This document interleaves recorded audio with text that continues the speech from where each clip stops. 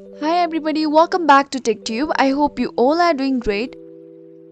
So in today's episode, I'm gonna guide you on how you can remove admin in Bigo Live. So to get started, first of all, go ahead and open up your Bigo app. Now the user face will appear like this. Now on the center, you can see the live option. Go ahead and tap on it. Now what you have to do is go live. Now wait for a minute, and on the top right corner you can see the viewers. Tap on the viewer. Here we can see the different people. So if you want to block someone, click on that particular person. Now here you can see the manage option. Tap on it. Here what you can do is tap on kick out and confirm it. Once it's done, you are good to go. So that's all guys, this is how easily you can remove admin in Bigo Live.